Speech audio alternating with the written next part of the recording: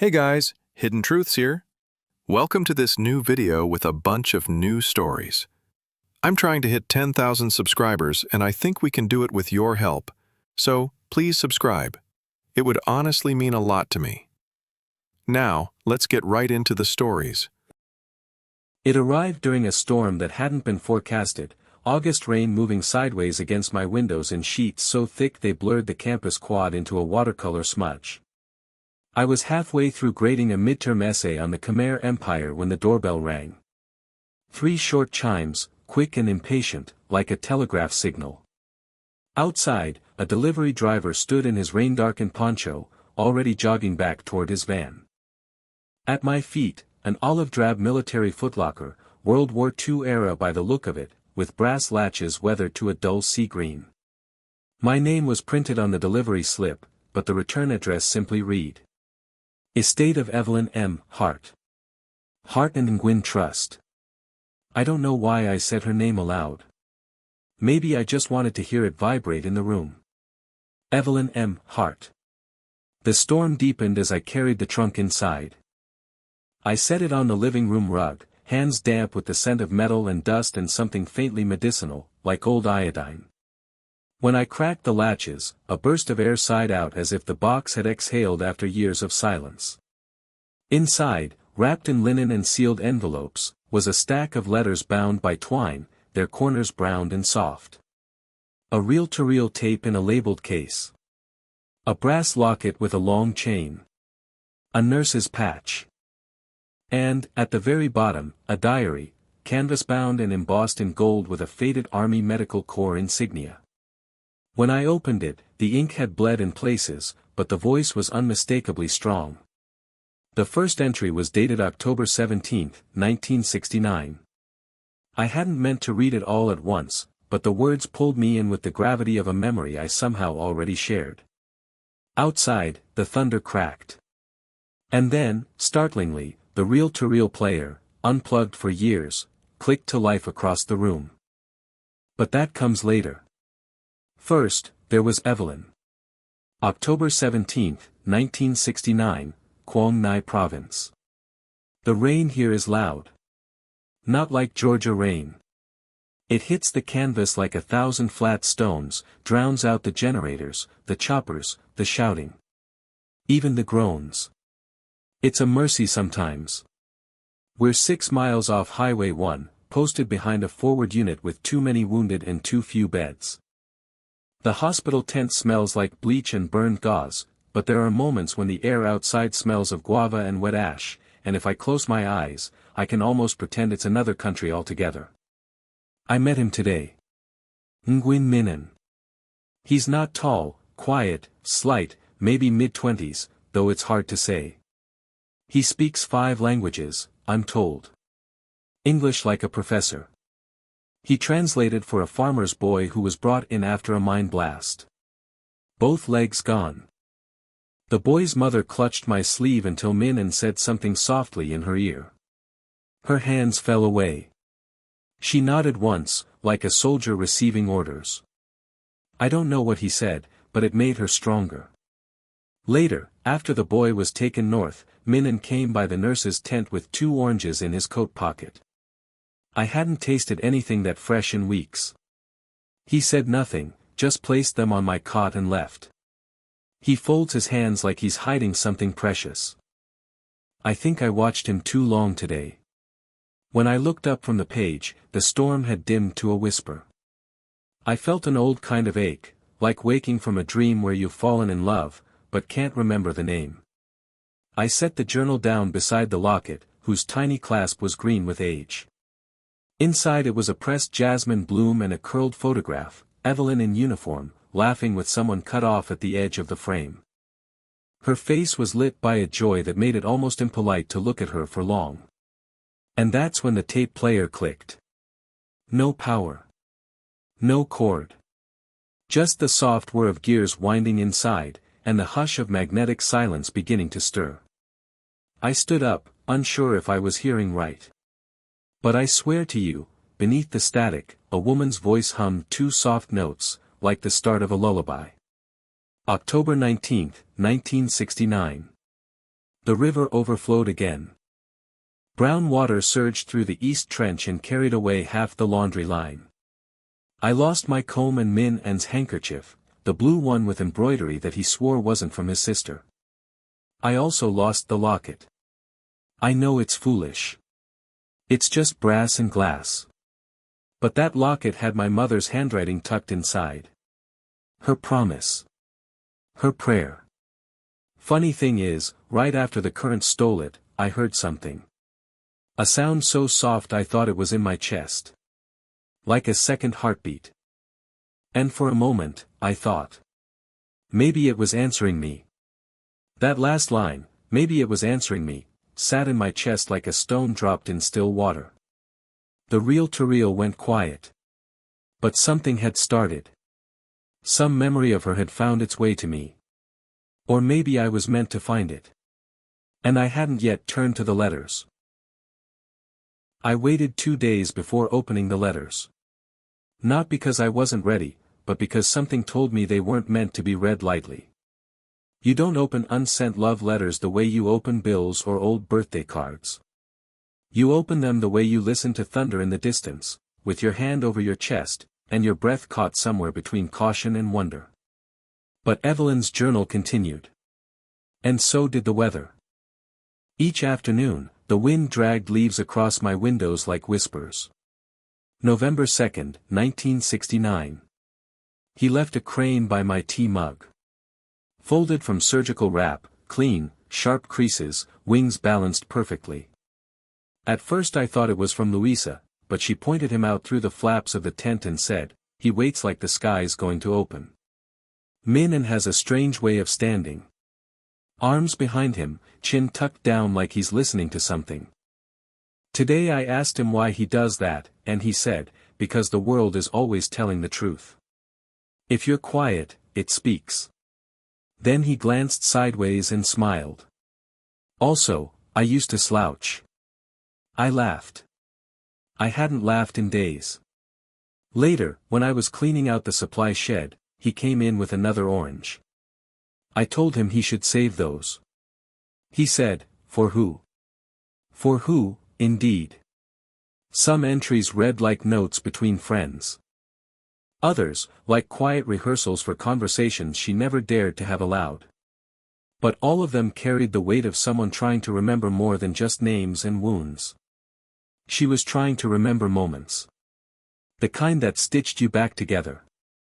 I checked the hospital name she mentioned, 12th Evacuation Hospital, Quang Nai. Moved constantly in 1969. Overwhelmed. Understaffed. Official records said nothing of interpreters. But Evelyn wrote of him often. Always just Minh An. No rank. No last name. Like a secret folded into her own. December 29, 1969. It's almost Tet. I hadn't realized how much it meant until Minh An showed me his hands, palms smudged from handling ink and firecrackers and gold paper. He said, "It's good luck to write your wish on paper and burn it beneath a banyan tree." I asked what he wrote. He shook his head and said, "If you say it out loud, the spirit laughs." Then he looked down. "But maybe it will come true if someone waits for me." I felt my throat go dry. There's a banyan behind the mess tent. Thick roots like ropes pulled from the earth. I pass it every morning. It never looked like anything but a tree until now. I paused there. The tape player hadn't made a sound in days, but the locket had started to shift when I moved the trunk. Its chain had tangled itself around the photo. I carefully unwrapped it and noticed something I'd missed the first time, the edge of a second figure, barely in frame. A sleeve. A shadowed face. Not Evelyn, but someone standing just behind her. I flipped the photo over. In smudged pencil, Tet Vow, 1970. January 3, 1970. We planned it. Just us. No ceremony, no witnesses. He said, "Midnight under the banyan." I said I'd bring the last orange and a box of matches. He said, "If the rain stops, it means yes." I told him that was too much pressure to put on the sky. He smiled. Then let's meet whether it stops or not. It wasn't a proposal. Not quite. But it felt like one. I closed the journal. A warm draft moved through the room, though the windows were shut. Somewhere far off, I swear I could smell wet soil and sweet citrus. It must have been the weather shifting. Must have. January 10, 1970. They gave us evacuation orders. It happened fast. One moment we were stitching up shrapnel burns, the next we were told to pack essentials and wait for the choppers. I didn't get to the Banyan. I left the orange on my cot. I left a note, folded into one of his cranes. I wrote, "If you come late, follow the cranes. I'll keep folding." I haven't seen him since. That was her final entry for months. Just blank pages. I flipped ahead, hoping, no, needing, to find more. Then, halfway through the journal, she wrote again. But the year had changed. In the margin, in her smallest script. Some promises don't break. They just wait for someone to remember. I sat in silence for a long time that night. The rain returned. The air smelled faintly of paper and fruit and something older still, like the scent that clings to an old book long after it's been closed. And outside my window, the wind stirred the trees. It sounded, for just a second, like something whispering. Midnight under the Banyan. The letters began in Guam. Folded into a plain envelope marked, February 1970, APO 96315, they were never sent. The first was addressed simply. To, and wherever this finds you. The handwriting was tighter than in the journal. As if Evelyn had written it sitting upright, holding back everything that might spill if she softened. I unfolded the first one and began reading aloud. I didn't mean to. The words just felt, unfinished, like they needed air. February 8, 1970, Naval Station Guam. Dear N. We made landfall 4 days ago. The sky is blue but wrong. It doesn't carry the same birds. Even the waves sound like strangers here. I've unpacked and repacked your handkerchief 4 times. I don't know if I'm trying to keep the scent or let it go. No one here speaks of promises. They speak of policies and processing. I dreamt last night that I was back beneath the Banyan. You were reading from a newspaper I couldn't understand.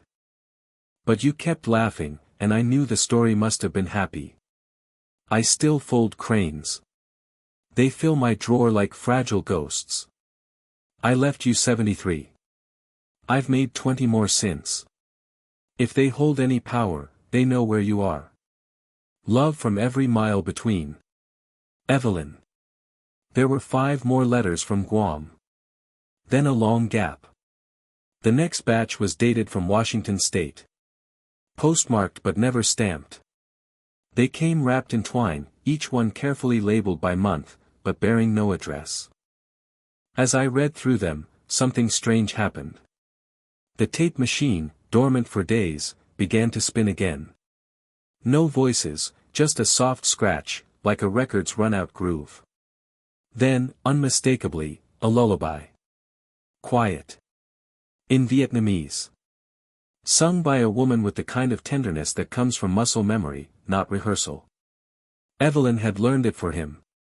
July 14, 1971, Seattle, Washington. Dear N. I sent another package today. It had an album of Tet photos, some candied ginger, and a pair of socks I embroidered with your initials. It came back last month, undeliverable. Address unknown. They don't tell us what happened to those who stayed. Some say camps. Others say worse. I don't believe you were taken. Not you. You would have disappeared into the wind before they ever touched you. There's a banyan here now. Not as large.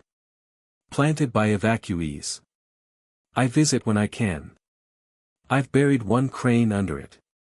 I'll bury more. If you're out there, if you ever left and found soil that felt new, I hope the birds sound like old friends. I still keep the orange box. I never opened it. I don't need to. Evelyn. I found myself whispering her name, as though speaking it might echo across time. Evelyn Hart. A nurse who'd stitched bodies in a war most Americans preferred to forget, and who, afterward, stitched together paper birds and prayers. A week passed after I read that last letter.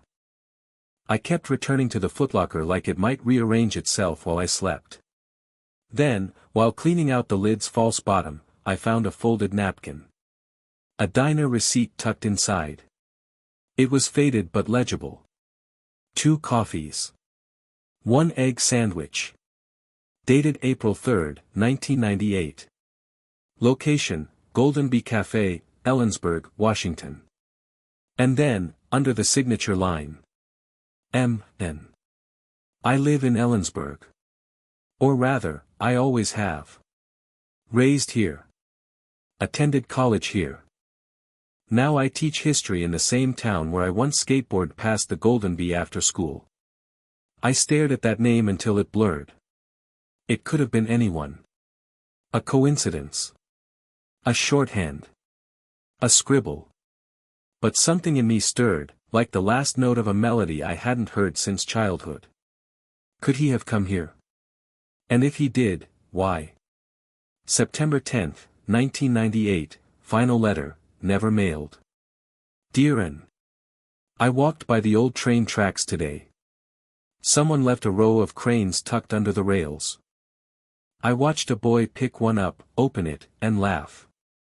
I don't know what it said, but he ran off like it was meant for him. Maybe that's how these things work now. Maybe the letters weren't just for you. Maybe they were for the ones who'd come after. The ones who'd wonder if any of it had mattered.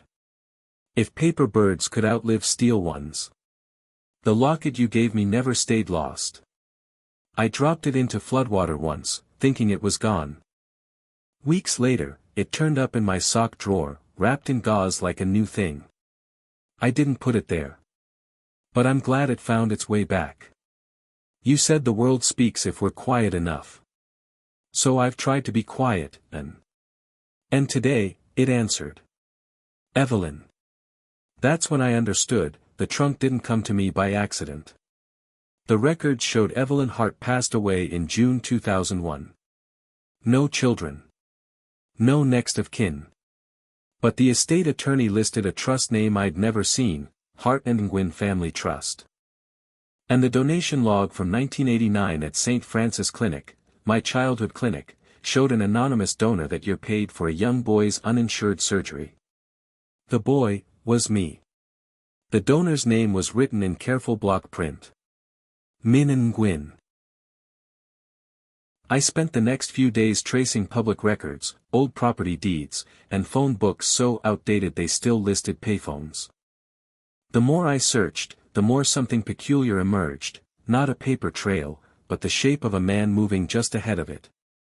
Minh An Nguyen immigrated to the U.S. in late 1975, sponsored under a new name, Andrew Nguyen. His file included a refugee application processed through a Lutheran mission in Seattle, listing no family, no occupation, only a birth year and the word interpreter typed faintly under previous work. From 1976 to 1987, the record went quiet. Then, donation logs, church directories, low-profile community service listings, all scattered across eastern Washington. Always small. Always anonymous. But the handwriting on some of those donation cards matched the script I'd seen on that diner receipt. In 1989, an envelope arrived at St. Francis Clinic. A single name on the outside, Daniel Whitaker. I was 8 years old. My mother had collapsed at work. No insurance. No answers. The envelope contained a cashier's check for exactly the cost of her care. We never found out who sent it. Until now. Because tucked into Evelyn's last envelope was a page torn from her journal. No date. Just 2 lines, handwritten in black ink. If you ever find him, Tell him I kept my promise. I stayed until the world answered. I went back to the trunk. Something about it felt different now.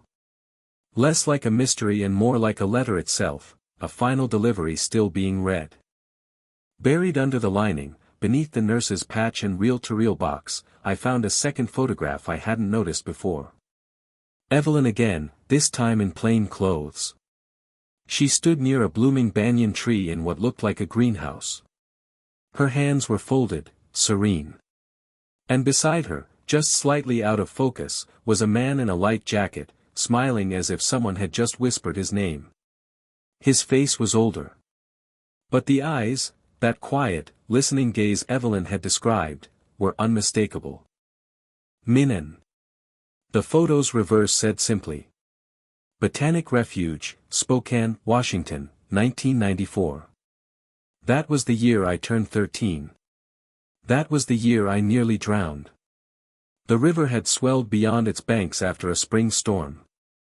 I slipped on a rock while trying to fish alone. No one was nearby. I remember the cold and the weight of my soaked clothes. I remember surrendering to it. I remember a hand. Fingers gripping my collar. A voice I didn't understand shouting from the shore. I told my mom it was a fisherman. She said I imagined it. No one saw a thing, she'd said. But someone saved you. Back then, I didn't think about it. Now, I couldn't think about anything else. That night I took the reel-to-reel machine out one last time. There was only one section I hadn't played. When I pressed the switch, it hummed to life, and for the first time, Evelyn's voice rose clearly through the speakers. No music. No background. Just her. I don't know if you'll ever hear this. Maybe someone else will. Maybe it won't matter. But I want to say it anyway. A pause. A breath. He didn't vanish. He survived. And he didn't forget me. Not really. We lost years, yes. But I think part of him, his gentleness, his silence, folded itself into the world around me. I felt it in the leaves. In the way strangers offered kindness without knowing why. Another breath. When I found out he was here, living quietly. I didn't go to him. I couldn't. He was building a life of peace. And I had learned, finally, how to let love live without holding it by the throat. So I made him a gift instead. A soft click. Then her voice again, but lower, closer. As though she'd leaned into the microphone. A trunk. A locket. A story meant to find someone kind enough to finish it. The tape stopped.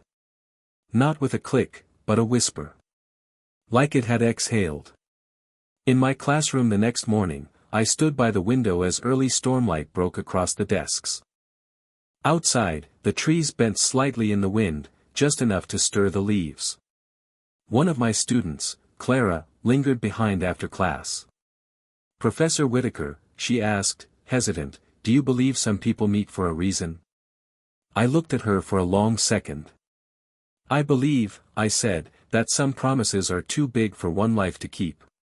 So they echo forward. She smiled, not entirely understanding. But maybe feeling it. She left. And I stayed there, watching the sky. That afternoon, I drove north. To the address listed in the greenhouse ledger Evelyn had kept. It was now a botanical garden, run by a nonprofit dedicated to refugee plants, species smuggled or saved from zones of conflict. Banyan, Bodhi, even desert tamarind. The banyan grew at the edge of the garden. I recognized its shape before I got close. The roots weren't as massive as Evelyn had described in Vietnam, but they spread like open hands, curling around the base of a small dedication stone. For N&E, lovers of silence and sky. May your promises seed new branches. I sat beside it and took out her final letter. And read. The air was heavy with late summer, sap-sweet, still, and trembling with the memory of rain. Around me, the garden hummed with bees and wind-stirred branches. A docent passed once, nodded, and moved on. I unfolded the final letter, the one Evelyn had written but never mailed. The paper had yellowed at the creases. Its edges curled like petals. I read aloud, quietly, reverently, as though the banyan itself had ears. October 12, 1994, Spokane, Washington. Dear N. I saw you today. Or I think I did. You were planting a fig tree along the southern wall of the conservatory. Your hair is grayer now, and your shoulders are broader. But your hands haven't changed. I recognize the way they settle over the soil, gently, like you're asking permission. I wanted to speak. I wanted to run to you and say, it's me. I kept the orange. I folded the cranes. I waited beneath the wrong banyan for 30 years hoping the world would carry you back to me. But I didn't. I couldn't. You looked content. Not lonely. Not lost. Just, whole. I think that's the hardest kind of love. The kind that doesn't demand to be seen, only honored. So instead, I've planted something too. A trunk, full of what we were. A story shaped like a locket, sealed until the world decided to open it. And if it ever finds its way to someone kind, someone listening, then it means you're still being carried. We promised, didn't we? Even if we never meet again, we'll return to the banyan, one way or another. This is my way. Evelyn. I sat with the letter in my lap, the paper trembling slightly in the breeze. Above me, the banyan's branches whispered like a memory too large for words. The clasp of her locket, corroded from years of water and time, had long been frozen open. But now, as I pressed it gently shut, something gave. A tiny click. As soft as a heartbeat. As sure as the past closing its eyes. I turned the locket over in my palm. A shadow moved across the bark beside me, not wind. Not bird. A man stood by the edge of the gravel path. Older than the photo. His shoulders slightly bent. A cane in one hand. But his eyes, those eyes, watched me with a quiet that held decades. He didn't speak. Didn't wave. Just inclined his head slightly, like a bow, or a benediction. And then he turned, disappearing into the fronds. I don't know if it was Minh. I don't know if he's still alive. I don't know if what I saw was memory, or mercy, or something stranger still. But I know this. Somewhere in the folds of time, a vow was made under a banyan tree. And though war, oceans, and silence tried to break it, it held. Not because of magic. Not even because of love, exactly. Because of intention. Because of people like Evelyn, who loved not with expectation, but with endurance. Because of people like Minh An, who let go of their names and countries to make room for something quieter, but no less sacred. Because of all the invisible cranes folded from longing and left for the wind. A week later, I donated the trunk to the museum wing of our college's Peace Studies department. Not as a war artifact, but as a love story. The curator asked if I wanted it labeled anonymously. I said no. Put her name on it. Put both their names. Let them be remembered together. I kept the reel-to-reel, though. And the locket. I keep them in my office now, on the highest shelf, just above the window where the light catches them around 3 o'clock each day. That's when I stop lecturing, look up, and listen. And sometimes, if the sky is just right, I hear something soft in the distance. Like a lullaby. I went back to the garden this morning. The banyan's roots had curled deeper into the earth. New leaves fluttered like green promises. I brought a single paper crane and set it at the base of the trunk. On its wings I wrote a message. Found. Remembered. Returned. And before I left, I said her name aloud. Once. Evelyn. The leaves rustled gently, as if answering. And then, very faintly, I whispered his. N. Some promises aren't broken by distance. They're kept by the people who find them.